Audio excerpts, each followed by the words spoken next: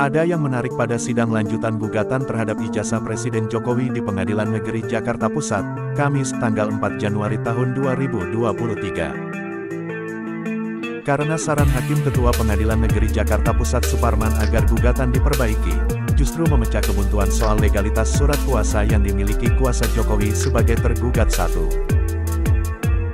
Selama ini kuasa Jokowi kukuh datang ke persidangan berdasarkan SK dan Kepres nomor 1 tahun 2021, karena menganggap yang digugat adalah Presiden RI, bukan Jokowi secara pribadi karena dalam surat gugatan disebutkan bahwa yang digugat adalah Presiden RI Joko Widodo.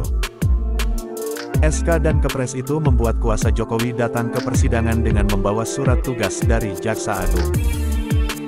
Jika surat gugatan diperbaiki dengan menghilangkan status Presiden RI di depan nama Jokowi, maka pada persidangan selanjutnya kuasa Jokowi harus datang ke persidangan dengan membawa surat kuasa langsung dari Jokowi, bukan lagi surat tugas dari Jaksa Agung. Itu adalah surprise attack. Oh, surprise attack. Surprise attack. Ini serangan kejutan ya, bagi Jokowi. Istilahnya apa ya? Dia tidak menyangka. Sampai juga akhirnya bingung. Sampai bingung. Saya kira dari fenomena yang ada menunjukkan dia terkejut. Dan keterkejutan itu juga membobolkan benteng pertahanan.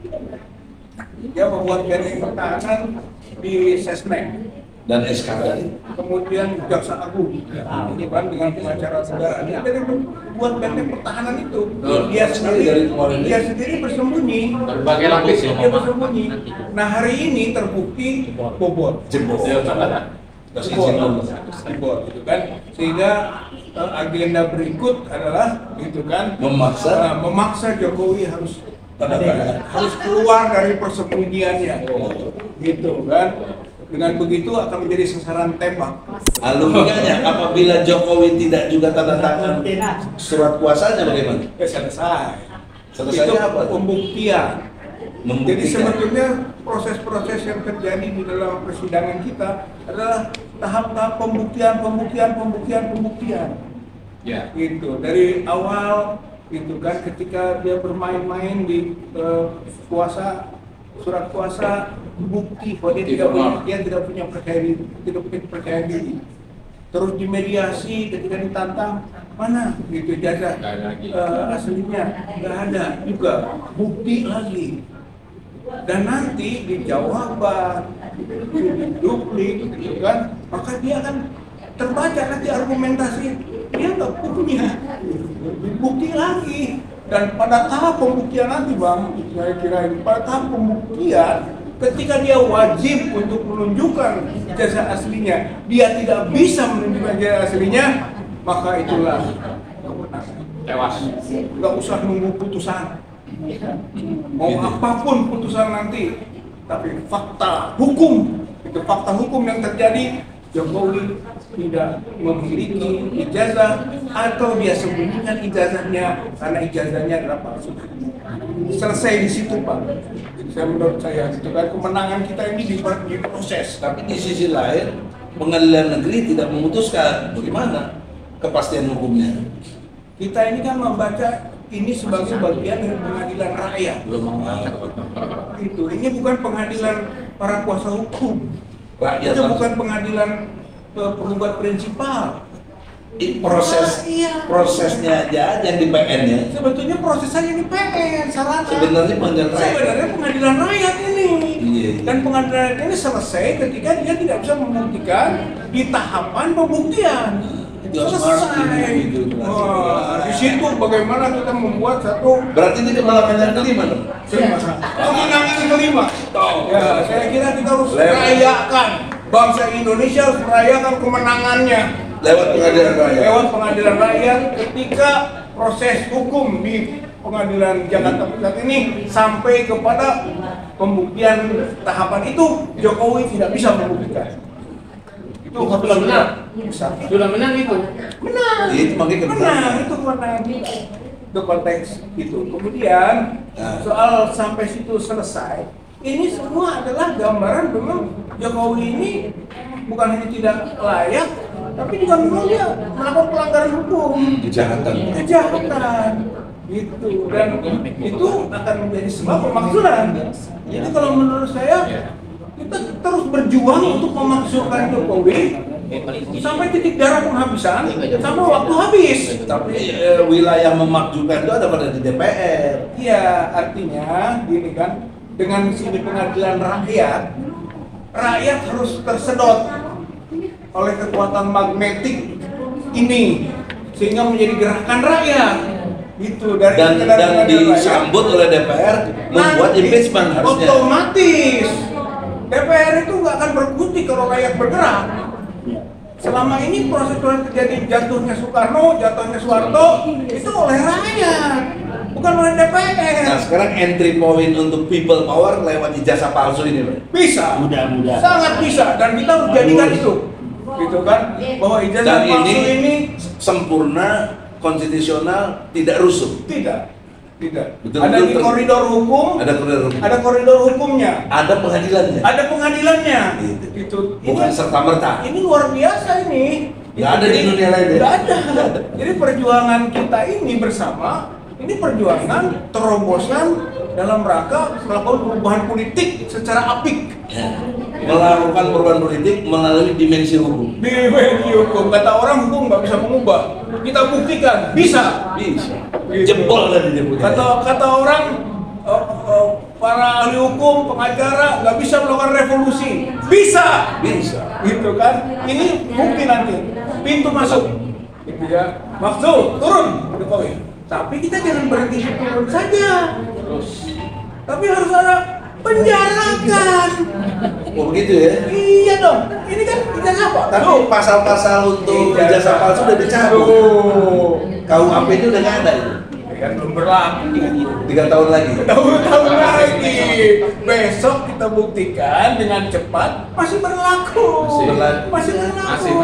Maka dari ijazah nanti tambah lagi dari yang lain. Iya. Kalau satu benteng jebol, itu benteng-benteng lain Banyak. jebol itu. Termasuk IKN misalnya. Termasuk IKN, nepotisme juga kan. Yang itu di MK pas Ya dari nomor 90. MK 90 itu kan itu nepotisme tuh. Dan nepotisme maka itu kejahatan. Pasal 22 Undang-Undang 28 tahun 1999 kan begitu. 12 tahun Sama utang ugal-ugalan. utang perbuatan tercela abus de droit itu kan melakukan kesewenang-wenangan dalam mengambil sikap yang bukan kewenangannya, Ya. itu kan semua itu akan menyebabkan jangan cukup makzul. Kalau Harus makzul mah bisa otomatis nanti tanggal 20 Oktober selesai. Kita kan nggak boleh sampai situ, harus dipenjarakan. Jokowi dan kroninya. Dan keluarganya, kroninya yang melakukan perbuatan itu, mulainya Minimal ijazah palsu, kena pasal 55 turut serta. turut serta derneming, gitu. Nanti semua kena itu, gitu. Satu contoh di elemen nih di Taipei, Taiwan, ada kertas suara yang sudah dicoblos. Nah, Jokowi berkomentar alasannya takut waktu liburannya nggak keburu. Oh itu Itu bagaimana? itu namanya apa ya? Medem leher. Dia adalah sudah mulai turut serta. Bahkan berlaku. Mungkin juga dia adalah pelekor. Pelaku dalam Dia arti pelaku. pelaku Dari dalam keseluruhan arti pelaku. aktor intelektual. Enggak, dia bicara KPU. Ini kan KPU itu. Ya dia masuk di situ, gitu kan, bisa pleher, bisa medem pleher, bisa dun pleher, itu sangat mungkin. Dia adalah salah satu di antara itu. Bohongnya orang bego kan bego ya. Berarti bakal kena, Bang. Itu saya Bohong. yakin. Ya, kenapa itu persoalan? Kenapa harus Jokowi yang tanggapi itu persoalannya? Iya. Kenapa harus Jokowi? Karena dia Yang terlibat. penting, yang penting Itu skill. kan, makanya tadi itu menggambarkan kejahatan kebersamaan. Belum lagi saudara-saudara kita ada yang brimob di Cincang itu di Papua. Bayangkan teman-teman. Menhannya sibuk capres, Menko Polhukamnya sibuk cawapres. Presidennya TNI Polri, presidennya cawe-cawe juga. Tapi TNI Polri-nya ada yang dibunuh. Itu crime. crime. By omission. Ya. Kejahatan dengan cara pembiaran. biarlah pembiaran, gitu kan. Mungkin saya kalau diusut lagi ya by commission, gitu kan. Jadi crime by commission, mungkin ada perintah atau ada sesuatu yang dia menyebabkan terjadinya begitu. Tapi dengan membiarkan saja sudah kejahatan. Kunaon cicing wae. Kunaon nggak jodoh gue. Bang ini doang. Ngerti Bang ini. Kita rejim Sunda nih, rejim Sunda. Jadi itu kan perubahan pemakzulan dan pemenjaraan itu menjadi misi suci, Satuan. misi suci dan satu kesatuan. Jangan dipisah. Jangan dipisah. Karena kalau dipisah keenakan. Orang Sekaligus berdosa dibiarkan. pembelajaran untuk presiden ke-7 ini Berikutnya. untuk supaya ada proses penjara. Sehingga presiden kemudian yang ke-8 hati-hati. Ya, ini belum pernah ada presiden di penjara. Belum pernah. Maka nanti belum ada. kita ini yang akan bisa membuktikan ada presiden yang di penjara. Insya Allah. Mudah-mudahan. Nah, Udah? satu lagi konteksnya. Untuk pilpres. Pilpres. Ini kalau pilpres itu adalah perubahan yang linier. Ini. Sedangkan yang tadi yang kita sebut dengan turunkan, Dan dimaksudkan. lengserkan, tumbangkan, runtuhkan, maksulkan, itu perubahan yang unlinear. Itu upaya kita sampai maksimal. Coba bedain linear dan unlinear gimana? Nah, Supaya yang rakyat tahu. unlinear bukan berdasarkan prosedur-prosedur yang normal. Seperti pemilu. Seperti pemilu. Nah, kalau pemilu itu linear. Linear. Unlinear? Unlinear dan di luar pemilu. Contoh. Perubahannya yaitu pemakzulan. Tadi. Ini pemakzulan ini adalah unlinear sebelum pemilu. Tapi unlinear buat rakyat belum populer deh, gimana?